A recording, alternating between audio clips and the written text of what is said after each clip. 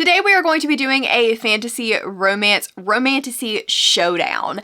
I thought that because this is Battleathon month, what more fun would it be than to take all of the romantasy that I have read this year and put them head to head to see if we put them in a bracket style tournament, which romantasy would come out on top. This is with the caveat that this is not necessarily going to be my favorite romantasy of the year. Things could definitely change because of the way that the bracket is set up, but we're gonna see which one comes out on top. So the way that I did this was I have read 50 romantasy books this year. Out of those 50, I've read 32 unique romantasy books. So books that are not duplicates in a series. And so I decided to put them on the bracket. I tried to keep books that were 4 stars and 4 stars together, 5 stars and 5 stars together. That didn't always work out, but I did my best. So we're gonna see when all of these books go head to head with random matchups, which one comes out on top. So we're gonna start on the left-hand side of the bracket, or left-hand side for me, with Heavenly Bodies and House of Flame and Shadow. I really like Sarah J. Maas, and I really enjoyed Crescent City. But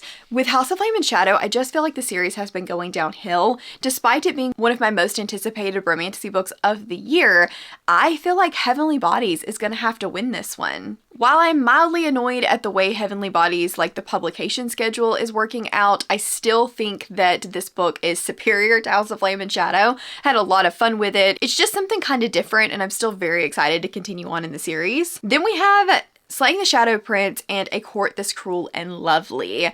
This one is... it's not hard. I clearly know who the winner is going to be, but I still really enjoyed both of these books.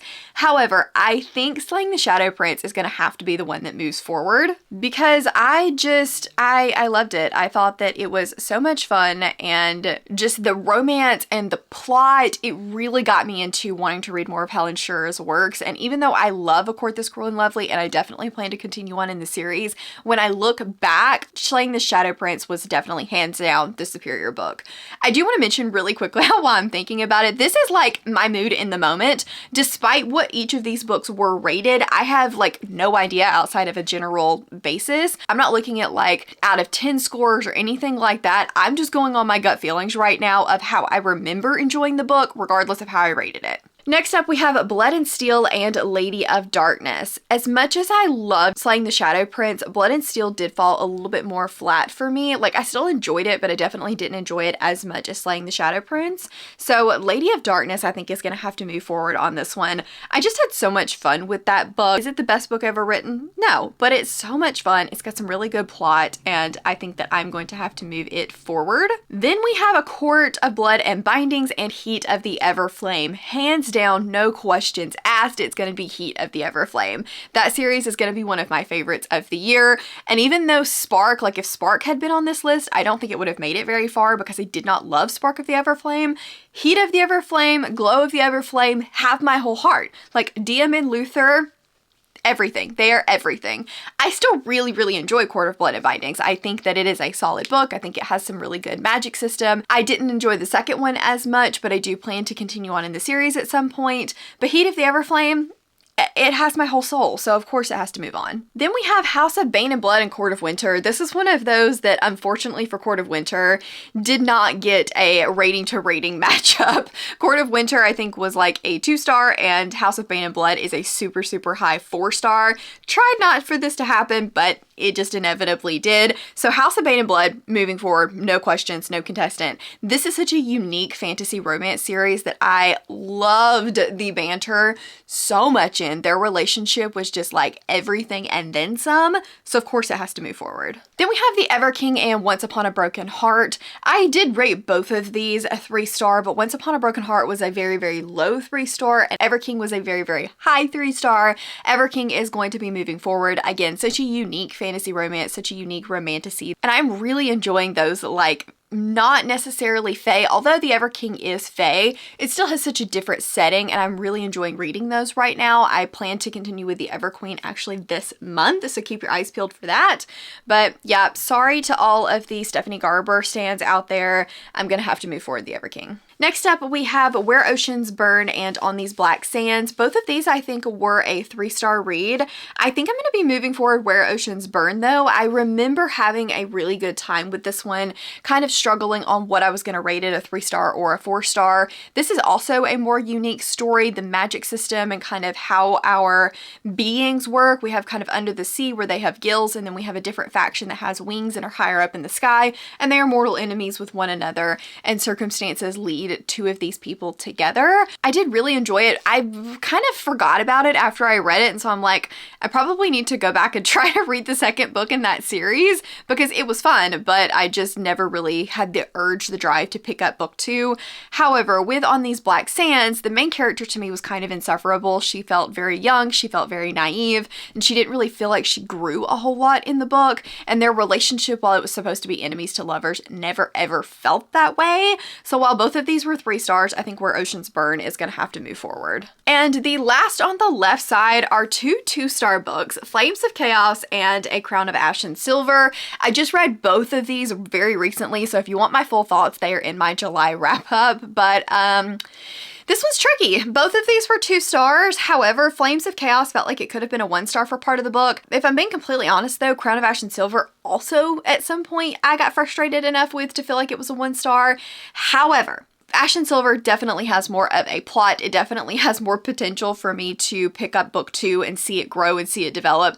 Flames and Chaos was just pure smut for smut's sake. And while there were parts of it that were definitely fun and I felt like weren't taking itself too seriously, and I actually did enjoy the little bit of plot that was there was not enough of it for me to move it forward. So we're going to be moving forward Crown of Ash and Silver. I don't really like neither one of these are going to go very far, so it's fine. Okay, then for the right side, the first up we have Nectar of the Wicked and Quicksilver. Quicksilver is going forward, like I can just tell you that right now. Nectar of the Wicked I enjoyed, but it's not a book that I'm going to be like shouting from the rooftops about.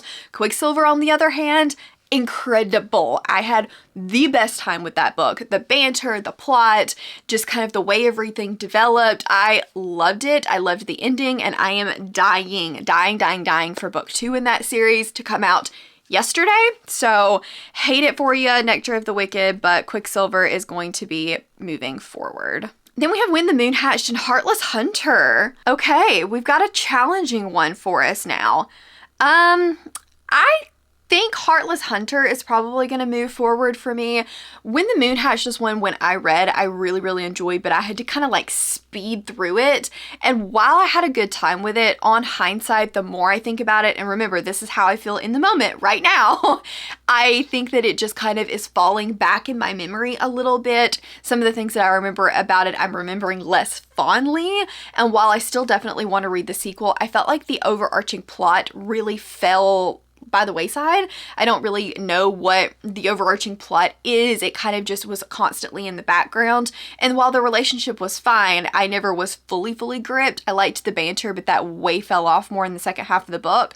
So I think Heartless Hunter, that had really good banter, and I'm excited for the sequel and got better as the book went along, is going to have to be the one that moves forward for me. Okay, next up we have A Promise of Peridot and Flame and Sparrow. This one's also really hard. It's a sequel against a first in a series, which makes it kind of difficult, but Flame and Sparrow has some of the best like banter in it. I thought it had a really unique plot. We have elves, but not elves in the traditional sense, and they're like gods, and we have a different plane of existence, which I thought was really cool. But then in Promise of Peridot, this is book 2 in a series. The enemies to lovers has kind of fallen off a little bit, but I still really enjoyed like the progression of the plot and the way that it ended, and thought that it was just a lot of fun. It's a lot shorter than Flame and Sparrow, so it's kind of more punchy, whereas Flame and Sparrow definitely felt a little bit too long. Sorry, my camera decided to overheat, so if it looks a little bit darker, that's because I had to kind of cover up the sun a little bit. But I think what I was saying was A Promise of Peridot just was a little bit more concise, where Flame and Sparrow felt too long, but they both got a 4-star rating. I can't decide. This one's really hard. I think Flame and Sparrow is going to move forward, because if I had a 5-star prediction for the sequels, it was Ash and Feather, whereas A Promise of Peridot, I think A Reign of Rose is still going to get a 4-star, even though I loved it and I'm loving the series. I feel like Flame and Sparrow has the potential to be more of a series that I'm going to love for a long time. Okay, then we have The Veiled Kingdom and A Fate Inked in Blood. This is kind of an interesting mashup because A Fate Inked in Blood is very like plot heavy and plot driven, whereas Veiled Kingdom definitely has plot, but it's definitely more relationship and sex driven. It's definitely the spicier of the two books, so that's an interesting mashup. I loved The Veiled Kingdom. I flew through that book. I think Holly Renee can write some really good smut, even though smut is not what I go into a book for. I have a tendency to skip it, and I did not skip hers. But A Fate Inked in Blood started off really, really slow for me, and as we continued on, I got more and more invested as the story progressed. I think I'm gonna have to push forward Veiled Kingdom because just looking back, I remember being more obsessed with it in the moment, whereas it definitely took some time for A Fate Inked in Blood to grow on me. Okay, then we're moving on to Radiance and An Heir Comes to Rise. This one's a little more challenging because like Radiance is a good book, but not my kind of book. It's too sweet, it's friends to lovers, it's just generally fine, and I have absolutely no intention of continuing on in the series. Whereas An Heir Comes to Rise, on the other hand, I liked but did not love. It was okay, but it was not my favorite. However, it's definitely more my kind of book, and I do actually plan to continue on in that series. So I think for that reason alone, An Heir Comes to Rise is going to have to be moving forward, because while Radiance was fine and probably the better written book, it's not the book that like I remember the best or the most fondly. Then we have One Dark Window and Ruthless Fae. This one's entertaining because One Dark Window is like good book, and then Ruthless Fae is just like Bully Town.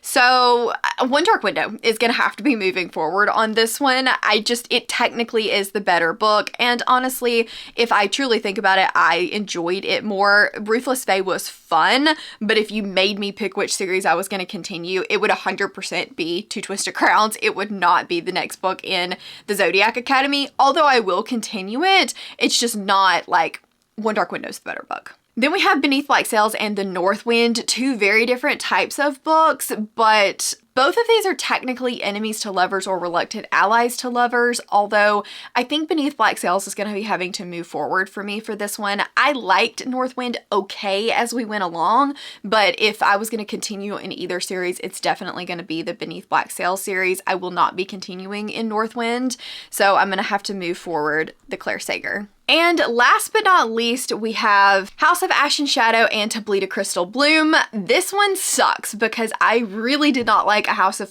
Ash and Shadow at all. I found it to be monotonous and childish and just it grated on my nerves. But To Bleed a Crystal Bloom I also really didn't like and was so bored and just felt like the logic was completely in the toilet. So like, I don't want to move either of these forward. Neither of them. Neither. Can I choose neither? I can't. I have to choose one. So I think House of Ash and Shadow is going to move forward just because I think it frustrated me a little bit less. I think that it was probably a technically better book, but I did not like either one of these. Okay, moving back to the other side, we have Heavenly Bodies against Slaying the Shadow Prince. Oh, this is where it's going to get hard. Now we're going to get very difficult. Slaying the Shadow Prince has got to move forward. Like, I loved it. It was so good. And while I loved Heavenly Bodies, Slaying the Shadow Prince was better. Then we have Lady of Darkness and Heat of the Everflame. As much as I really enjoy Lady of Darkness, I'm sorry, but it's gonna have to be Heat. Again, this is gonna be on my favorites of the year list. So Heat of the Everflame, you are going to be moving forward. Then we have House of Bane and Blood and The Ever King. This one's just gonna be House of Bane and Blood. House of Bane and Blood is amazing, incredible, and I am dying to read the sequel. Out of the two of those, I think that City of Mirth and Malice has a better chance of being a 5-star read, so that's kind of what part of the thing that was driving me forward. But House of Bane and Blood, just incredible. 10 out of 10. Crown of Ash and Silver and Where Oceans Burn. It's going to be Where Oceans Burn. It just is better book to me. Even though I don't remember it super well, Crown of Ash and Silver was just not good in my opinion. Then moving back over to the other side, we have Quicksilver and Heartless Hunter. As much as I liked Heartless Hunter and will definitely be recommending it, Quicksilver, again, has my whole heart. It will be moving forward. Flame and Sparrow versus The Veiled Kingdom. This one's also really, really hard because The Veiled Kingdom, like in the moment, I had more fun with, but Flame and Sparrow, I really, really enjoyed too. Am I going to move forward the Veiled Kingdom? I think I'm going to move forward the Veiled Kingdom. As much as I love Flame and Sparrow, like in the moment, just looking back on it, I had a better time in the moment with Veiled Kingdom, so I think I'm going to move that one forward.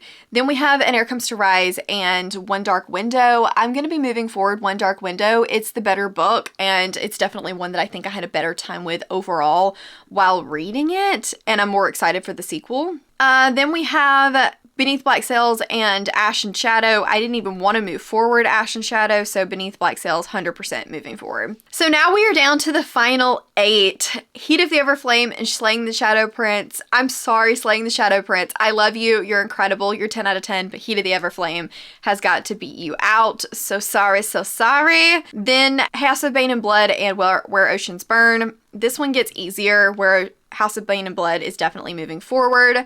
Quicksilver versus the Veiled Kingdom. That side, definitely harder, but Quicksilver currently has my whole heart, so that one is moving forward. And then One Dark Window and Beneath Black Sails.